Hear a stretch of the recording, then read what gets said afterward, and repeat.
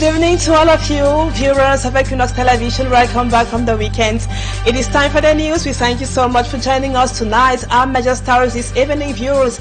Created in 2006, the gains and successes of the Operation Sparrow in the fight against corruption in Cameroon remains controversial in the public space in the country. Faced with lack of transparency, political interference, and a weak judicial system, Cameroonians continue to question the whereabouts of the money recovered from freed embezzlers. We will be coming back to the release of some top government officials over the weekend and question if embezzlers should be sent to prison as punishment or they be forced to reimburse the stolen state funds. Plus, you will have echoes from the Mount Cameroon Race of Hope, which happened over the weekend in Boya. Ibrahim B., a Muslim, was one of the winners, or he was the winner of the race, a Muslim, and fasting during this period or ahead of the Ramadan. How did he and other Muslim athletes manage fasting and athletics? They will be speaking to us in this news edition. And also, Professor Maurice Kamto and other lawyers of the late Anise Ekane are insisting that the corpse of Anise Ekane must be handed over to his family as soon as possible. Viewers, those are our lead stories. Details in just a moment.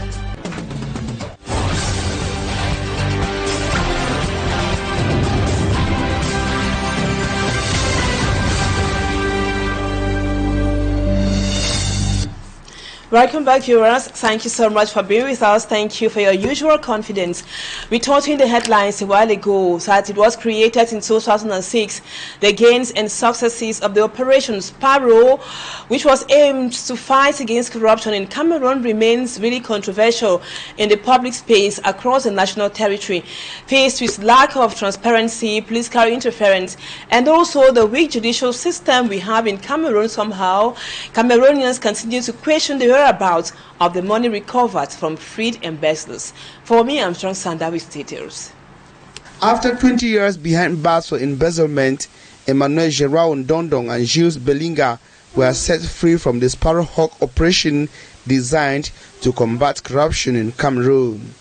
An operation deemed controversial, which has however led to the arrest and detention of several high-ranking officials in Cameroon, including former Prime Minister Ephraim Noni and ex-Minister of Territorial Administration Marafa Amidou Yaya. Created in 2008, some sources credit the operation with the recovery of over 8 billion francs CFA, which public opinion continue to question its whereabouts. I don't personally have a problem with the set individual being set free. I have a problem with where the money is and where the money goes and the accountability of the money. Can we see the money that was recovered, and can we see the sector of the economy that has been affected? However, Operation Sparrowhawk, like all other anti-graft initiatives in Cameroon, faced largely similar problems, notably limited resources, political interference, weak judicial systems, lack of transparency, and cultural factors.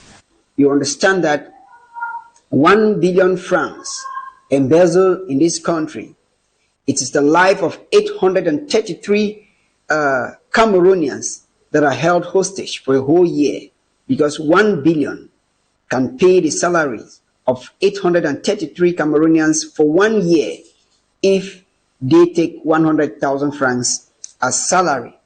Talk less of a situation where people are embezzling tens of billions. Regarding the whereabouts of the money embezzled, expert sources hold that billions of francs CFA embezzled in Cameroon often end up in foreign countries, with some cases involving individuals with connections to European countries and the United States and other African nations.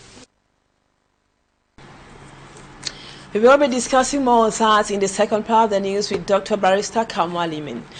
In other news, in the far north region of Cameroon, in the Mayo-Tanaga division to be more precise, it has been battered by a decade-long security crisis. Thousands of children are growing up in that area without a legal existence. Without a birth certificate, these children are invisible to the state barred from examinations, especially public examinations and also basic social services. Law Mayeru reports. A reality for thousands in the Mayo-Tanaga department After a decade of security crisis, the fight for education has become a fight for identity. Actuellement, nous avons sous la table du parrain au niveau des tribunaux. During this period, we have a total of 9,918 birth certificates that are still pending production, not to mention the backlog that already existed. Ce matin, il y a encore 9,918 actes de naissance qui seront encore produits. It's a complex crisis in this region. The lack of birth certificate has created a generation of ghost children. Without this document, these kids can sit for the common entrance and the first school living certificates. They are effectively locked out of the system. But surprisingly, the conflict isn't only culprit here. Partant de la situation de crise que nous vivons déjà avec. This situation stems from the conflict that began in 2013. As a result, many children were born but were not issued birth certificates.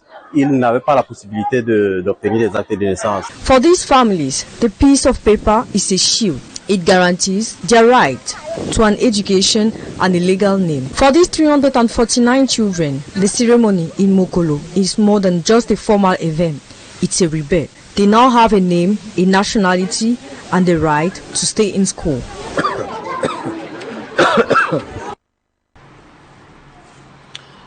Now to this major story, the Cameroon Renaissance Movement is demanding the immediate release of the mortal remains of late Anise Kane, accusing authorities of unlawfully retaining his body more than 3 months after his death in custody. In a strongly worded statement signed by the national president, Professor Maurice Kamto, the party describes the situation as incomprehensible and warns it is reinforcing suspicions of a politically motivated killing. Innocent Aze with more.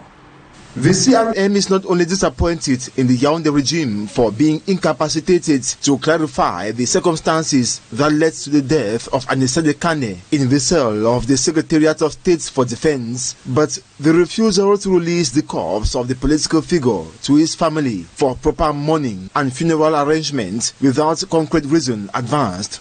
This retention of the body of a Cameroonian citizen, moreover a well-known political party leader whose death based on known elements appears to have been orchestrated, is incomprehensible, if not reinforcing the sentiments of a political assassination. We demand that Cameroonian authorities release the body of Anisede Kane and return it to his grieving family to ease their indescribable suffering, as well as that of his loved ones and all who knew and appreciated him in political and social life. Further qualifying the confiscation of Anisede Kane's body as barbaric and inhumane practices, the CRM states that Anisede Kane did not deserve the odious treatment inflicted upon him at the end of his life by the Biya regime, no matter the magnitude of the crime he committed. Whatever the regime reproached Anisede Kane for, he did not deserve the odious treatment inflicted upon him at the end of his life, nor the abject defilement of his memory and the obscene harassment inflicted on his family, relatives, and members of his political movement. The regime did not respect his political choices while he was alive. It must at least respect his human dignity in death. The opposition party is also demanding the immediate release of political prisoners, including individuals arrested during the October 2025 post-electoral unrest. We call for the immediate release of all political prisoners and prisoners of conscience, including those arrested in connection with the October 2025 post-electoral crisis, a significant number of whom are minors. It should be recalled, Anisede Kane, national president of Manidem, was arrested in Douala on October 24, 2025 and transferred to Yaoundé. He was detained at the Secretariat of State for Defense, where he later died on December 1, 2025. And we just got information as we got into the studio that following pressure from Professor Maurice Kamto, and Barrister Meli law firm, and instruction has been given for the corpse of Anise Ekane to be handed over to the family as soon as need be. The communique signed by Barrister Emmanuel Sim, they informed the hospital facilities that Anise Ekane's corpse should be handed over to the wife. The judicial seals have been lifted, as we inform you now, on the body of late political figure Anise George Ekane. This comes to end the 85th day of judicial custody. It had been placed as part of ongoing investigations into the circumstances surrounding his death.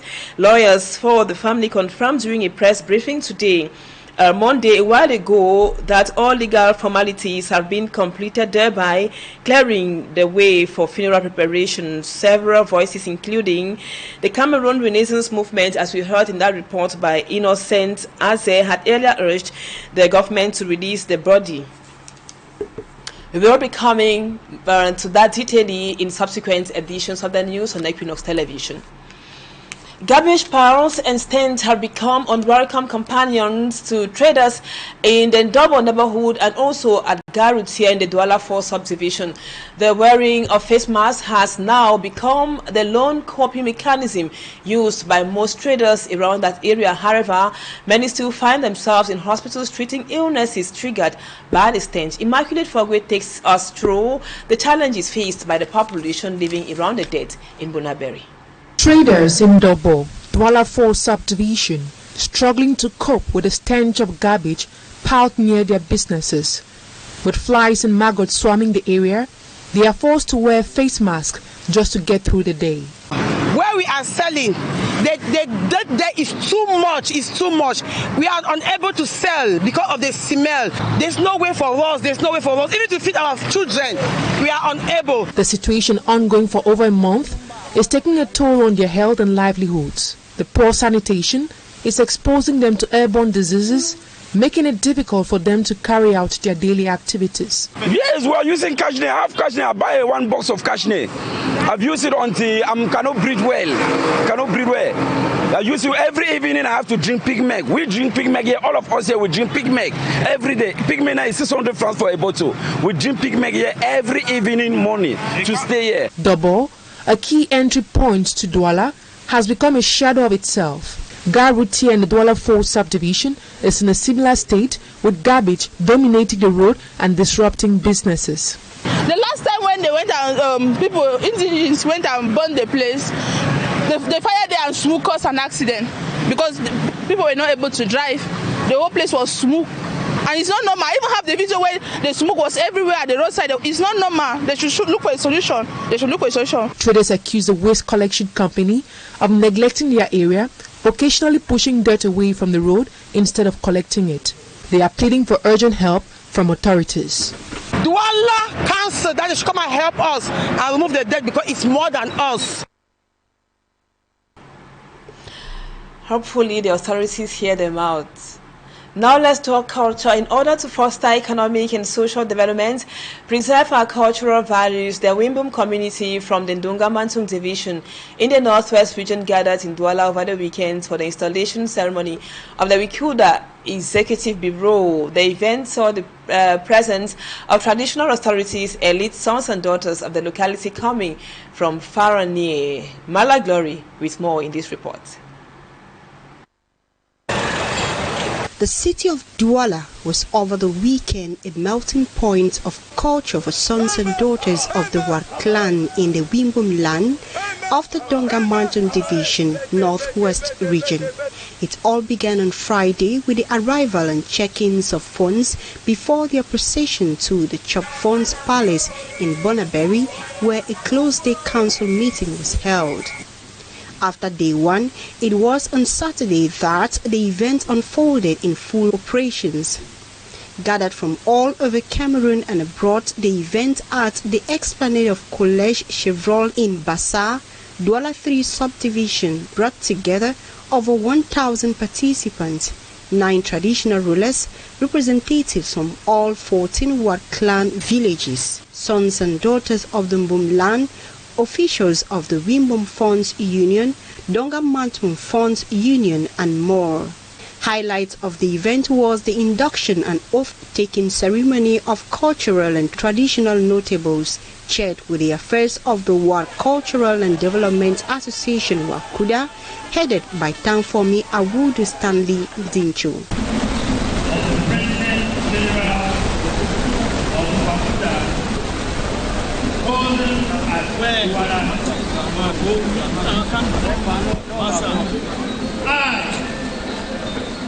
Stanley Dincho Awudu, do solemnly swear on my honor before God and the world people to faithfully and loyally perform the duties of President General of World Cultural and Development Association, Wakuda, and will, to the best of my ability. As the national president, there is no way that I don't have the mandate to settle chieftaincy issues. There is the Wimbum Funds Union, there is Domafu, Dongamantum Funds Union, there is the War Clan Council. They are going to look into it.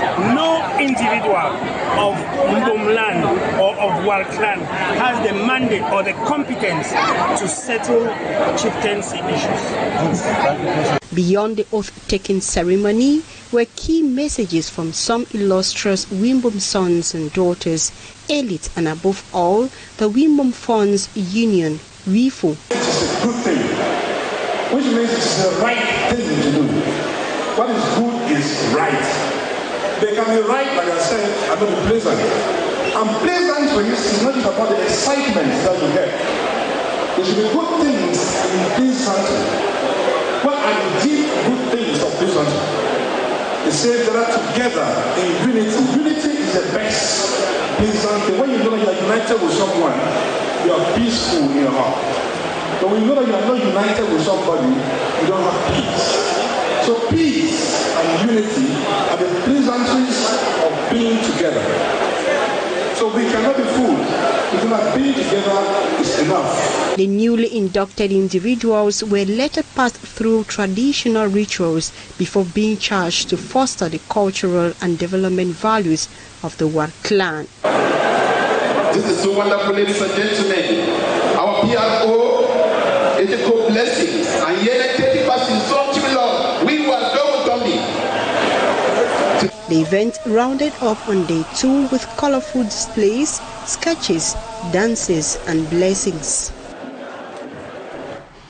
And now we move on to sport. Muslim athletes fully participated at the 31st edition of the Mount Cameroon Race of Hope that was over the weekend in Boya, and that happened at the moment when they are supposed to be fasting. How did they get their strength to go up the chariots of the gods? Our reporter Simajikan Gabriel spoke to some of the Muslim athletes in Boya.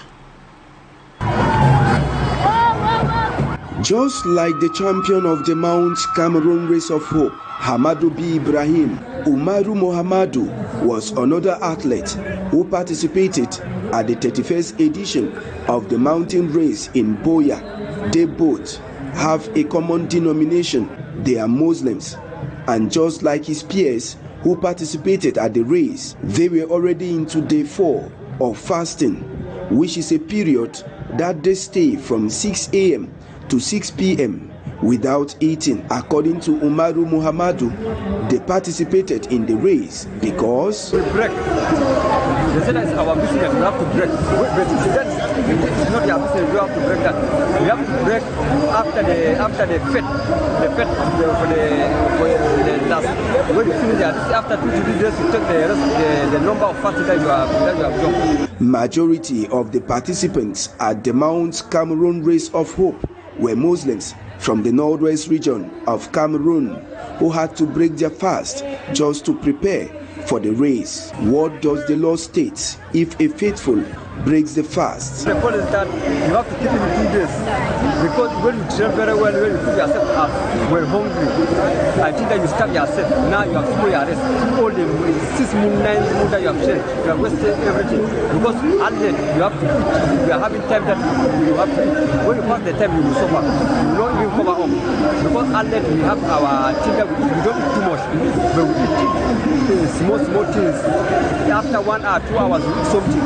But when you starve yourself, that you fast one the whole day, you lost energy, you lost most of it, you cannot even cook, you cannot go. It was on Wednesday that Muslims started fasting, and it will end in the month of March with the feast of Ramadan.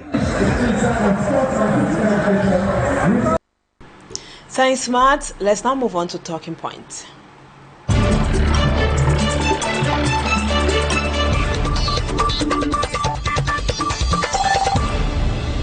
Welcome back, viewers. Our guest tonight is Dr. Barrister NKAMWAH Limen. Thank you, Barrister, for accepting to be our guest. We watched and witnessed the event in which some top officials who were arrested within the context of the Operation Sparrow aimed to fight against corruption were released last weekend. Among them, the former general manager of the local council support fund, FEICOM, Emmanuel Gerard Ndondong. Barrister, how did that news sit with you as a Cameroonian and even as a lawyer? Why not? Well, as a Cameroonian, don't forget I cannot remove the fact that I'm a lawyer. I'm a Cameroonian, yes, but I'm a lawyer. What came in my mind is that if they have served the prison terms, then it is normal that they come out, because keeping somebody after the prison terms is an offense, it's illegal detention. So if their sentence was 20 years imprisonment and they have served it, it is normal that they go out. Now, does arresting them and keeping them in prison serve any purpose, Barrister? What about reimbursement? And even at that, will the money be used to the benefit of the people in Cameroon? Yeah, you know, a special criminal tribunal was created for that purpose, to judge, to try all those who were accused of embezzlement. And one of the conditions was that if you refund the amount that you've been accused of embezzling, then you go free. And I think the spirit of the law then was that to encourage people to refund. So the question one should be asking now is, did they refund the money within the 20 years? Because after spending 20 years, if that was the sentence, it means therefore that they might not have something else to give. Except there was an amount in that judgment that was awarded to the civil party. You see, so it's then we'll know if there is still some money to be recovered or every money was recovered. And the simple fact that they spent 20 years is very indicative that they did not pay the money, they did not pay the full amount they were accused of embezzling. There was sentence of embezzling. So I think if they are clean in front of the law, that they have served the prison terms and they have paid whatever they were supposed to pay to the civil party, it is but legal that they go back home. And was the initiative Operation Sparrow really to fight against corruption, Barrister? Is your opinion now? Because the vice is still here with us, or it was for score settling like other opinions would have it? I think that if you look at the law and the institutions that were created, it was to fight corruption. That was the main objective of the fight. But it does not stop. It does not in any way prevent those who want to maybe to punish somebody because they belong to a different camp, or settle scores, as you rightly said, to pass through that law to do it, because there are more people who've embezzled in this country more than those in prison. So what stops the government from bringing actions against everybody who've stolen money from the system? To be very honest with you, I have the impression that if they actually want to go on this embezzlement, corruption, all the ministers in this country will be held liable, because the system has made it that way. They found a system where there is no accountability. They found a system where they have easy access to money. They found a system where they don't declare their properties when they get into office. They find a system where thieves are being applauded, that you respect people because of their... You see, so everything is put in place and all the ministers definitely will fall into that temptation. And there is no minister that I want to who can tell us that he has not been a victim, he has not perpetrated that kind of act. There's none. To the best of my knowledge, there is none. There might be, but to the best of my knowledge, there's no minister who will boast and tell you that he has not been corrupted or he has not embezzled some money. What about those former detainees being freed and they begin to thank President Paul Biya, who maybe indirectly led them to prison? How can we understand that, Barrister? I don't think that President Paul Biya facilitated their going to prison in any case, because it went through the judiciary, it went through the justice. You understand? It went through the justice. They were tried in court. They were given a reasonable time and opportunity to defend themselves. So if it goes through the courts and they are found guilty, as a lawyer, I would not want to say that it was the President of the Republic who masterminded the whole thing. Then coming to say thank you to the head of state, that is why I find it bizarre. I find it strange that you come out to thank the president. It's like you give the impression to the public that he intervened for you to be released. And if that is true, then we are praying that people like Fonjinda, who did a wonderful job at the Chantier Naval, should be released equally. People like Siam Siwe, and you see, those people equally should be released. Then, you know, what is so shocking is that I read somewhere on social media that a community was thanking the head of state to have released people from that community from prison. And one would think that if that is true, then Anglophones too should rally and ask the president to use his powers to release Anglophones too who are in prison. And now, should the Operation Sparrow be uploaded, Barrister NKAMWAH? Though it looks like the Sparrow had flown away, because we haven't seen a rest for some time now, did it really step up the fight against corruption? Well, I would say that positively, the simple fact that people think that they know now that if you embezzle, there's a special tribunal to investigate you, and many people are being investigated. It's a good thing. It dissuades people from committing that offense. Even if it does not stop them entirely, at least it has a dissuasive force.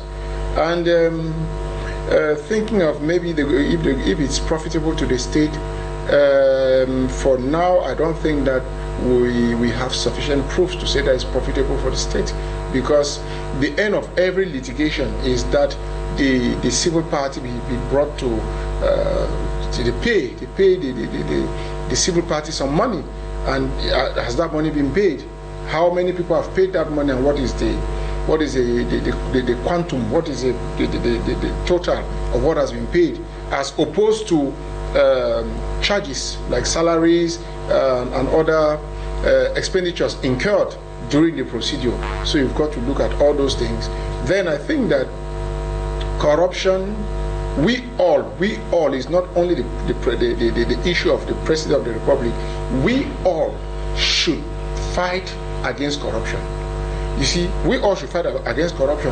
I will tell you that even in the lands office here, it's alleged that the delegate of land, the divisional delegate of land, for a file to enter her office, that file must be paid. You must pay 25,000 francs for a service that they don't give a receipt. Is it the President of the Republic who will come to the lands department to stop such a corruption? It is for Cameroonians to systematically refuse to give. I have done that on many instances and dragged people to court because they ask for bribe. I said, I'm not giving you. They say, okay, we're not going to serve you. I took them to court. That is how Cameroonians should behave. We cannot be talking about corruption and we don't assist the government fighting that corruption. We come, they ask, and we give. And so how do you kill it? Even the Sparrow who say that I cannot fight for people who don't want to fight for themselves. And you know, Cameroonians are good at really not fighting for what is theirs, unfortunately. Yeah. Corruption still remains a major reason for underdevelopment in our society, our Cameroonian society. Barrister, is there any concrete panacea, a definite panacea to fight this ill? Yes, I'm advising Cameroonians that it's not just the government that has to fight corruption. It is us. We need to encourage, we need to work hand in hand with the government. One, that we denounce any corrupt practice that we see. We denounce it. Two, that we don't participate in corruption. Because we have that tendency that we always say that, okay, we'll just go and give some money and then they render our service. We are not helping the country. We are not helping the country. So I am calling on Cameroonians should know that if we have to develop, we have to stop giving money to anybody for any reason and instead denounce them.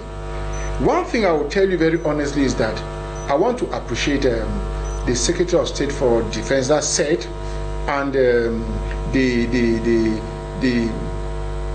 General Direction of Police in Cameroon for doing wonderful job. They have hotlines where 1,501 for, I think, for gendarmes and 1,500 for police. I don't know if I've invested them. But if you find yourself in a situation where they want to compromise you to give money, or they want to illegally they want to do anything illegal to you, call. I've called those numbers and believe me that it works. They will come back to you, ask you, they'll call the police or gendarme officer, they resolve the problem and come back to ask you if you're satisfied. So Cameroonians should learn to use those hot numbers and should not be tempted in any way to give bribe to anybody.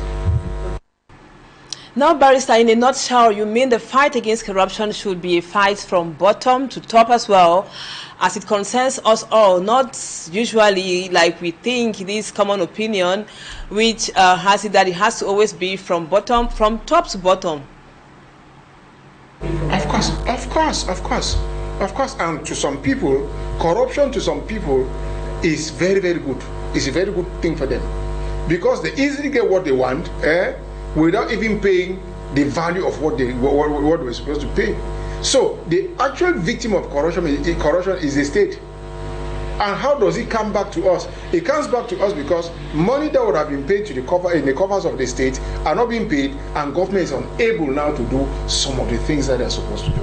For example, you go to the ports, customs. You go and declare, the custom officer knows that you have declared. They even advise you that you should bring it down because you will pay this to the custom officer who will hurriedly sign your document. Yes, you go, but who is the victim? The officer takes his maybe 100,000, 200,000, and he takes for about 6, 7, 5, 10 files a day, goes back 2 million in the house, money that government would have received. You see, so corruption is not helping us in a global. Yes, in a macro level, it helps you maybe in micro level that maybe you attain, you get what you wanted, but in a macro level it does not help us. Thank you so much, Dr. Barrister NKAMWAH Limen, for that insight. Corruption should be a fight of all and sundry. And viewers, that does it for this edition of the news. Thank you so much for always being there. Our programs continue. As for me, I will be back in the studio. That will be tomorrow when it will be 6 p.m. Bye-bye for now and see you tomorrow.